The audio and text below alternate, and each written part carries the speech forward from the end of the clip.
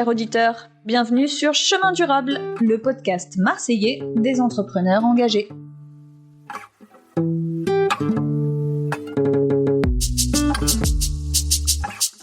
Bonjour à tous, on se présente Laurence Et Clélia, deux amies qui avons travaillé dans l'environnement. Aujourd'hui, on a décidé de créer un podcast. Ça nous permet d'explorer les initiatives locales de développement durable applicables en entreprise. Pour cela, nous sommes partis à la rencontre de porteurs de projets novateurs.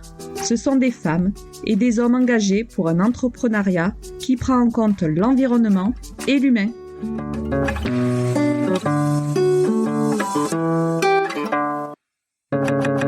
on a donc décidé d'aborder différentes thématiques de la responsabilité sociétale des entreprises sur lesquelles les PME peuvent s'engager. On mettra en lumière des actions concrètes qui peuvent favoriser les conditions et relations de travail, l'impact environnemental et le développement local. Les semaines précédentes, nous avons découvert des entrepreneurs qui ont plutôt mené des actions environnementales dans le domaine de l'alimentation. Mais la responsabilité sociétale des entreprises comprend aussi la qualité de vie au travail, le bien-être des salariés et l'inclusion sociale. Bref, plus largement, une démarche de progrès sur le volet des ressources humaines. C'est dans ce cadre-là que nous avons cherché un traiteur d'entreprise mettant le curseur sur l'humain. Nous avons débusqué cette jeune entreprise de l'économie sociale et solidaire au nom singulier Yemayumi, traiteur du monde engagé. Les photos de son site dégagent une sensation de convivialité et de mixité culturelle qui nous ont donné envie de rencontrer sa dirigeante, Asia Ali. C'est dans une couveuse du 2e arrondissement qu'a eu lieu cet échange. Le 2e arrondissement de Marseille correspond au secteur de la Joliette. On y retrouve d'un côté des centres commerciaux modernes, des galeries d'art et des bureaux d'entreprise proches du port de commerce. Et de l'autre côté, c'est un quartier plutôt populaire, proche de la Porte d'Aix. C'est donc dans cet environnement de mixité sociale que se trouve la couveuse. Alors qu'est-ce qu'une couveuse ? C'est une structure qui accompagne les jeunes entreprises dans leur début entrepreneurial. Elles peuvent faciliter un espace de travail, l'accès à des ateliers ou à du matériel. En l'occurrence, c'est aussi un espace qui abrite la cuisine où travaillent les chefs de Yemayumi. L'équipe, née en 2018, est constituée de 2 associés, une chef cuistot, ou la chef des chefs, comme l'appelle Asia Ali, et des freelances sur des volets de logistique et événementiel. Alors avant de nous faire expliquer le concept plus en détail, on a évidemment posé la question de la signification du nom. Et Yema qui veut dire mère en berbère et Yumi délicieux en anglais. C'est pour rendre hommage à nos mères parce qu'en fait qu'on soit homme ou femme pratiquement, qu'on le veuille ou non, c'est nos mères qui nous ont appris à cuisiner. C'était leur rendre hommage également. Et en fait, c'est un traiteur du monde engagé parce que on fait découvrir les cuisines du monde. Parce que moi j'adore les cultures du monde, on adore. Je suis hyper curieuse et je m'étais dit pourquoi pas refléter ça avec toutes ces femmes et ces hommes qui vivent dans Marseille et qui sont originaires de plein de pays différents. Dans l'identité de l'entreprise, la place de la mixité culturelle et sociale est donc capitale et presque greffée à la ville de Marseille. Car comme le dit Asia Ali, Marseille a la particularité de représenter toutes les cultures du monde aux portes de la Méditerranée, et cette mixité sociale est visible même dans le centre-ville. Alors justement, quelle est la mission de Yemayumi suite à ce constat ? J'avais aussi envie de mettre l'humain au cœur de mon entreprise. Et je me suis dit, en fait, aujourd'hui, il y a des hommes et des femmes qui m'entourent, qui ont un talent, et de mettre en avant justement les talents culinaires d'hommes et de femmes qui sont éloignés de l'emploi, qui sont de tout horizon social et culturel, de les aider à réaliser leurs projets. Pourquoi pas leur donner cette opportunité, aujourd'hui que ce soit traiteur ou restaurateur ou autre. Dans ce sens, l'entreprise accompagne les talents culinaires vers l'indépendance professionnelle jusqu'à la création de leur propre entreprise. On a commencé avec 2-3 chefs, puis au fur et à mesure, ça a fait du bouche à oreille. Et puis les gens ont dit mais moi j'adore cuisiner. Je suis pas forcément, j'ai pas eu de CAP, mais je dis mais en fait quand on est passionné, le CAP c'est un plus. C'est ça, c'est un plus, un cadre en fait. Ça donne un cadre, mais quand on sait cuisiner, on a l'essentiel quoi. Oui. On a le goût. On a le goût et on a cet amour de vouloir partager aussi. Et ça, c'est un des points quelque part qui est hyper important chez nous, c'est aimer la cuisine. Parce que quand on l'aime, on le ressent dans le plat. Pour cela, l'entreprise s'appuie sur une boîte à outils technique des métiers et de la restauration, avec un accompagnement personnel qui redonne confiance en soi à ces personnes longtemps éloignées de l'emploi. Je crée une entreprise et Yemayumi est un palier, un socle pour avoir des clients. Mais ensuite, l'objectif, c'est de faire grossir ce socle-là, que chacun puisse faire grossir le socle de ses clients, chacun de son côté. Et donc, on s'assure que chacun et chacune d'entre elles veuille aller vers ça. Parce que si tu es à la recherche d'un CDI, moi, je vais dire, va chercher un CDI. Peut-être que ça te convient pas.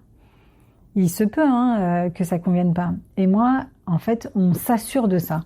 Et sois sûr qu'elle ait pris tous les Composants. tous les tenants, les aboutissants, etc. On laisse le temps de réflexion. On donne les contacts auprès d'acteurs qu'on connaît nous sur le territoire pour que eux-mêmes utilisent les outils du territoire. Parce qu'il y a des choses qui existent sur le territoire marseillais. Il suffit juste d'aller frapper aux portes. Et aujourd'hui, les gens ne connaissent pas tous ces outils-là. Donc nous, on met une boîte à outils à disposition et on dit, en fait, va te faire ton propre avis, reviens avec un avis. Et quand cet avis est construit, là, ça veut dire que la personne a réfléchi, a pris le temps de tout prendre en compte.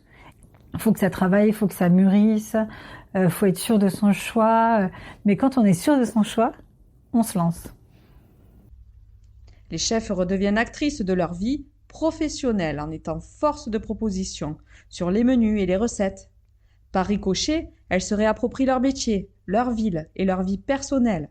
Yemayumi est donc le socle qui apporte une vision commune, un cadre institutionnel et des outils techniques tels que des formations de production, en gestion des coûts, en stratégie, en recherche de financement ou bien des ateliers organisés par des chefs partenaires.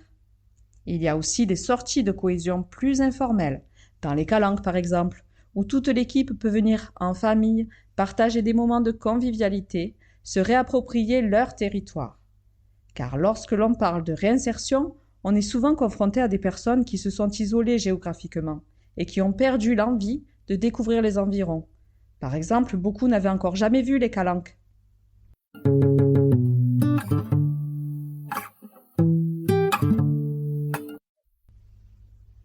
Au fait, vous avez peut-être remarqué que l'on parle beaucoup au féminin. C'est parce que les femmes représentent la grande majorité des chefs accompagnés.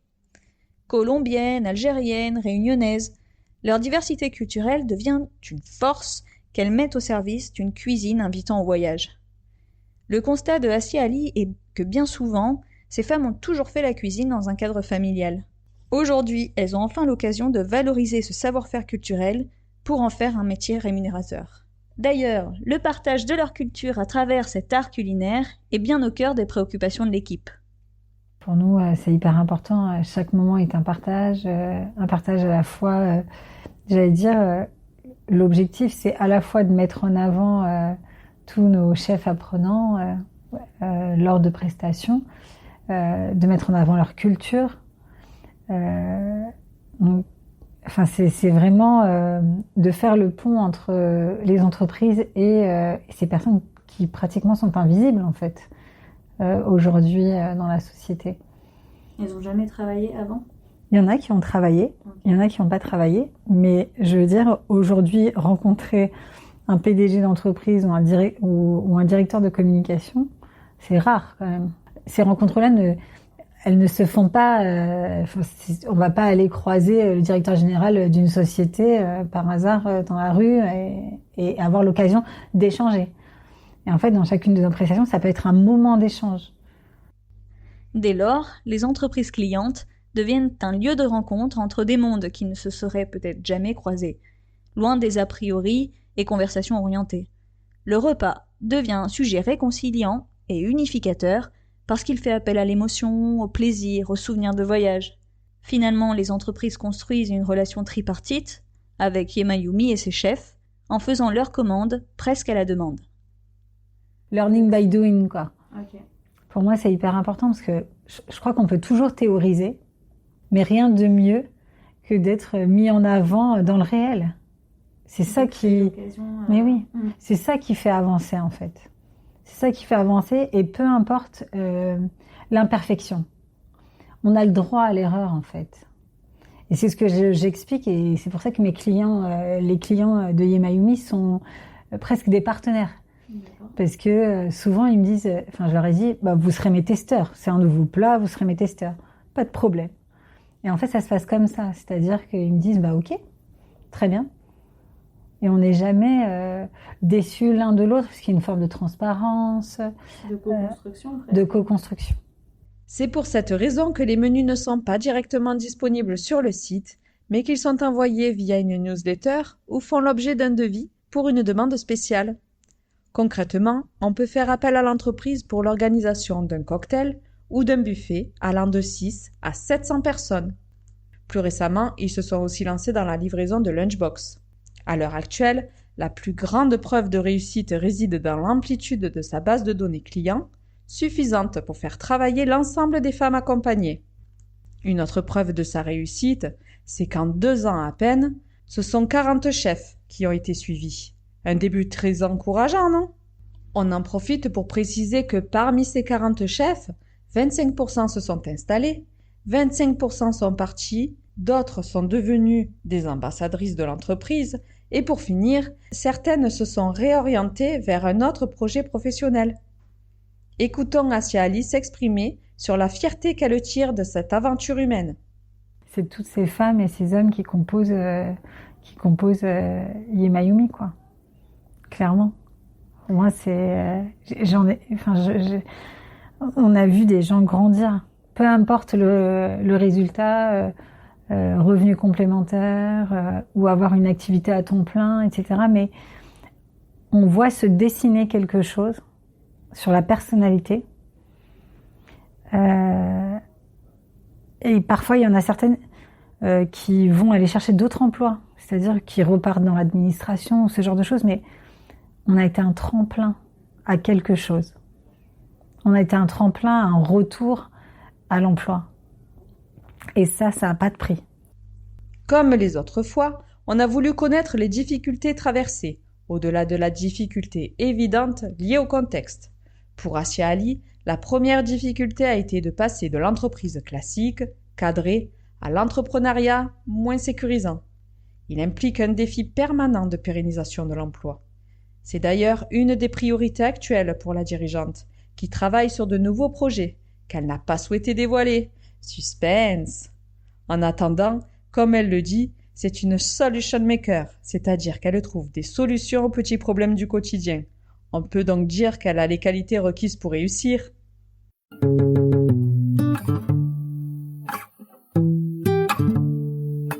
Un autre sujet qui nous tient à cœur, vous l'aurez déjà compris, c'est l'engagement environnemental.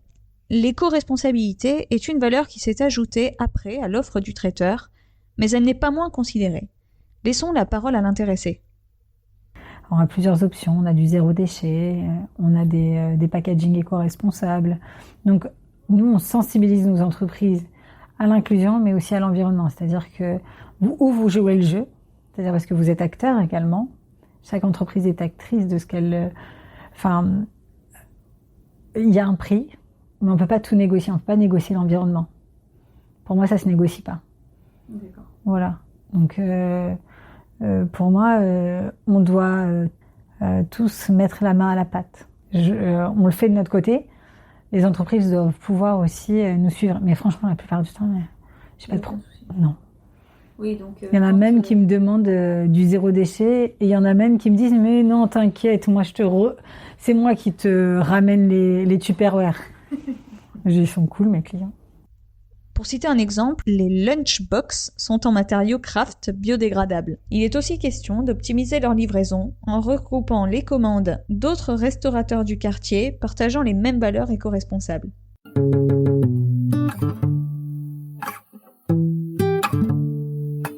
Asia Ali et les valeurs de son entreprise nous ont inspiré cette citation de Paul Éluard.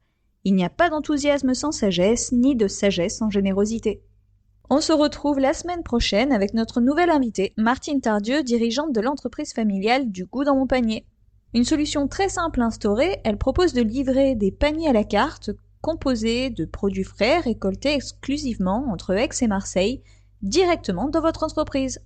Une belle occasion d'instaurer le bien manger auprès de vos collaborateurs. Alors à bientôt!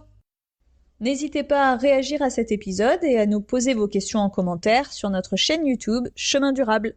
Et si vous souhaitez obtenir une information sur l'alimentation de vos salariés, la gestion de vos déchets, l'économie circulaire ou la mobilité en entreprise, sachez que Chemin Durable vous accompagnera volontiers dans votre démarche de progrès. Quelle que soit votre étape de réflexion ou votre budget, de l'idée à la réalisation, je peux vous suivre étape par étape ou être une aide ponctuelle dans votre cheminement vers la RSE. Pour cela, n'hésitez pas à me contacter via mon LinkedIn au nom Clélia Echen ou sur le Facebook Chemin Durable. À bientôt! On a la chance d'être femme, libre et d'être ce qu'on veut. Une femme qui veut élever ses enfants, une femme qui a envie de diriger une entreprise, une femme qui a envie d'être salariée, voilà, tout quoi. Il n'y a pas un modèle de réussite dans la vie.